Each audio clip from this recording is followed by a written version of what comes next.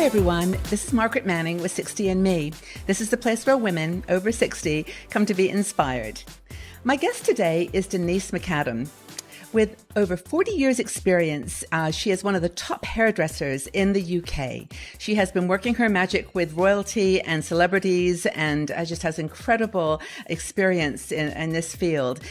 Denise has worked with some of the most famous photographers in the world. She has a royal warrant, which means that she can work with the royal family and has done their hair in various situations. And I'm just so thrilled to have you here, Denise. Welcome. Yeah, it's lovely to join you, actually. Thank you. Well, you know, we have a community of women, 60andMe, and one of the things that's on a lot of people's minds is hair. And there's really no one that I can think of who is more experienced and credible in this area. You've really done some incredible things. Tell me first of all, before we start, tell me a couple of highlights of your career so far. I mean, I named some people you've worked with, but tell us a bit more. Tell us some secrets. I suppose actually for me the biggest highlight would be styling Grace Kelly's hair. Of course, she was Princess Grace of Monaco. I didn't realize she was Grace Kelly, the film star at the time. Yeah. I had no recollection. So that was a real honor. And then I think always when you work for the royal family, my first royal tour, I was 21. And, just being on the Queen's flight, let alone doing your hair and tiaras was, incredible. And then, you jump from that and the next thing you'll be in the desert somewhere doing a big shoots for Condé Nast, for Brides Magazine, Vogue.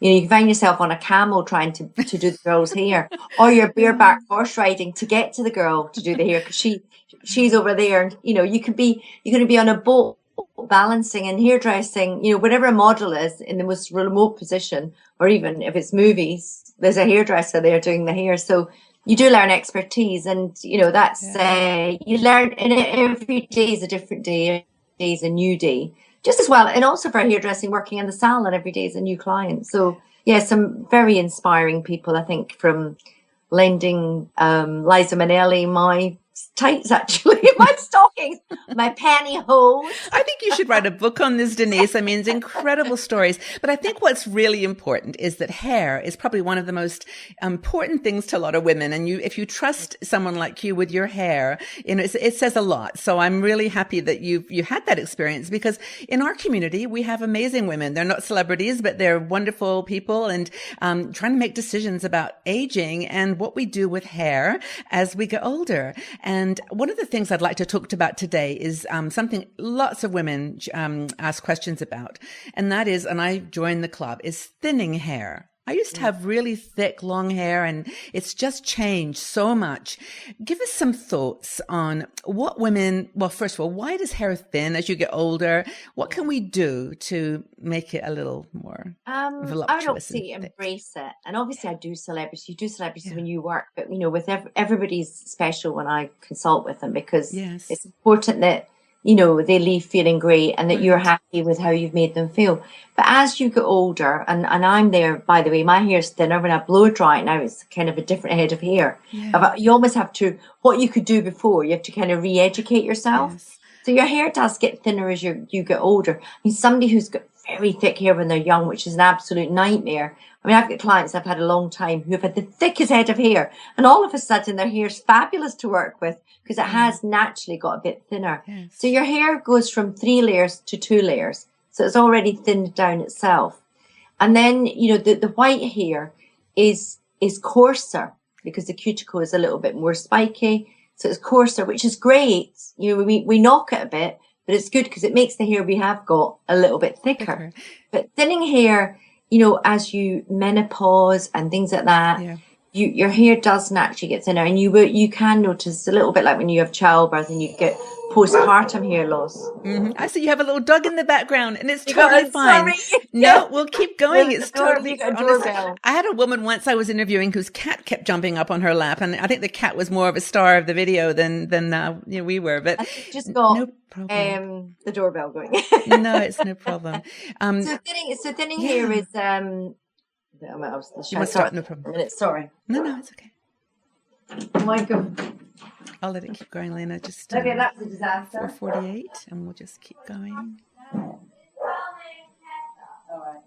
Oh my God. I'm so sorry. I think Take them down there.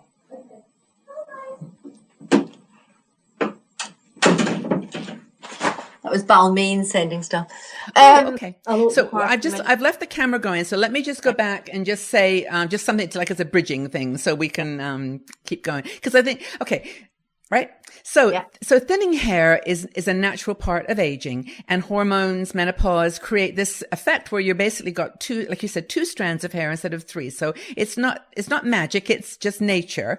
And so what do we do? Can you give us some thoughts on shampoos or conditioners or, just how to treat the hair to protect it? Well, think about your hair and think about your bones as well, because if your hair's kind of getting quite thin, you've got to think about your bones. Yeah. So I really think this is a time where you do need to supplement, and it's not just from a placebo effect, because there is, complete, utter scientific evidence that they do help. Yes. And I'm a real advocate for Viviscal, which I think is absolutely a fantastic supplement, especially Viviscal Professional. That's going to a salon to get it. Is that a pill you take? Excuse me. It's a vitamin, a supplement. Okay. Yeah. So, and it says that it works after 3 months, but really, truly, I think you really start to see the effects after 6 months. Equally, Imodine. Do you know Imodine? I've heard of Imodine. I've never tried it. Imodine have a hair and nail supplement. That's equally very good. Right. But I think Viviscal, for me, is an absolutely brilliant product. So not everybody wants to take a supplement. So therefore, if you're not taking a supplement, you want to take, biotin. You want to get the right vitamins into your body, in your food, the right oils, the right omega-3s, the right antioxidants, and if you can't take that with food, that's when it's good to have a supplement. And when you're thinking about your hair, think about your bones as well, because that will maybe boost you on to do it. Yep. But I have to say, the results I see with Viviscal are fantastic. Now, these are pills you can get across the counter. They're not prescription. At least there are versions. Okay. No, not prescription. If your hair loss if you get hair loss, which is very different to thinning hair, that's when, again, Viviscal is a great product, but that's when I would be going to see a trichologist, dermatologist. Mm-hmm. So that's a different problem. It's quite evident that women today, there's a lot more what they call male pattern baldness happening, which is fibrosing alopecia. But that isn't something just to do with aging. That's just something that unfortunately happens to some people. Yes. Don't think that's going to happen to you as you get older. But the hair does get thinner. You might get a slight, notice the hairline gets slightly thinner. It's a great time to have a fringe, because that makes the hair feel thicker. It's a great time to so if you've never had a fringe in your life, it's a great time to maybe bring in a soft fringe or soften the front a little bit, just to make it feel thicker. Chunkier layers, layering a bit more, just making it feel thicker all over. Okay. But some great shampoos as well. I mean, shampoos and things are not making your hair grow, but the volume shampoos now actually attach themselves to the cuticle, so make the hair feel all over thicker, which is great. And again, with conditioner, people think if their hair is really thin, it'll go lank and whatever without the conditioner. No, conditioner you definitely want to use. Right. But great. But the other thing that's great with, if your hair feels very thin and you want to put it up or something, is hair extensions. And I'm not talking the ones that you go and put in the hairdresser. I'm talking about little clip-in ones. And they're superb. So if you've got a bob and you feel your bob's normal and you've got a big night out, you may put a false eyelash on. So put in a hair extension around here and thicken that bob up. Out a little bit, Enjoy them. They're great fun. Yeah. They're absolutely brilliant fun. In fact, I had a client the other day who was going last night to the Brits. And is that a bit too, sorry, is that regional to what you... No, Brits is fine, because Brits are... they're the British Academy Awards, sort of. No, it was the British... theatre. The songs, the musicals? The Brits are the musics, anyway, an event. Like Justin Bieber and all that lot, kind of. Brits. Okay. It's, if your husband's in the music business, her husband's a big man in the music business. She had to look great. With all these gorgeous music stars and all these fabulous people. And that's when you can feel insecure as you get older. And that's when your hair, you've spent fortunes in this dress and the dress looks good. And while you're trying the dress on, you'll say to the lady in the shop, but when my hair's done, But then that's when the panic happens. Oh my God, what am I going to do with my hair? So hair extensions, I've thought about that, but that's a great suggestion. So, but fabulous. Yeah. So go back to just health in general, because you made this comment before when we were talking that for thinning hair and just your aging hair in general, having a consciousness of good food for your body is going to equate to good health for your hair. Yeah. That whatever you do, if you exercise, it gets the blood flowing. Absolutely. And I should practice what I preach. Yeah. But exercise is absolutely brilliant because blood flow is vital. Yes. Absolutely vital. And with exercise, you boost the blood. Right? You boost that. Your heart rate goes up. The heart rate goes up. The blood goes around the body. And there's blood in your head. Great healthy. Yeah. I mean, it's great. There's a new evidence now, and it's still in research. And in fact, the chaps that are working on them are top phlebologists, like vein men, and they're actually now able to measure the amount of hair that goes into the follicle. So they can see the hair going into the follicle of the hair and the strength of the erectopili muscle that supports the hair. So there's new evidence, and people like Viviscal and the great hair supplements that are out there are using this evidence. So it increases blood, it helps the blood flow. But eating the right foods, exercising, they say 30 minutes of good exercise. Like most yoga women, if you look at them, often, they've got great hair. Yoga is a great thing. So exercise, again, it's just well-being. And if you feel good and that your blood flow is good, your skin, your hair. Yes. And also, your hair is a great barometer, actually the best barometer to the health of your body. I really consider that to be true. When I was at my hairdresser having my hair cut last time, he mentioned to me that my hair was, splitting, cracking, breaking a lot. And I think a lot of that is actually down to, the fact that I like you, I'm not exercising as much as I should. My diet, I've improved, but I think it's just I've been working long hours, not getting enough sleep. Yeah. So it's just, I think that's a really good piece of advice. Do you comb your conditioner through the right way? Do I do what? Do you comb your conditioner through? No, and I just learned that today. That causes hair to split and thing. Get your Denman D3 and just comb it through. Make sure that you do this so your hair get that at the wet stage when you're in the shower, and then rinse. It's really important because it means that when you take the towel off your hair, the combability is much better, and therefore you're not splitting the hair. So if the hair was going thin, you're making it slightly thinner. Yeah. So you want to keep it feeling thick. But thin hair is another thing that can make the hair slightly thinner or feels like it's breaking is a great old tip, and the Hollywood actresses all did it, is sleep on silk. Absolutely, really? Sleep on silk. Because that stops thinning hair. If your hair's got thinner, it's fragile. So if you can sleep on a silk pillow slipper, just go out and buy a piece of silk, a meter of silk.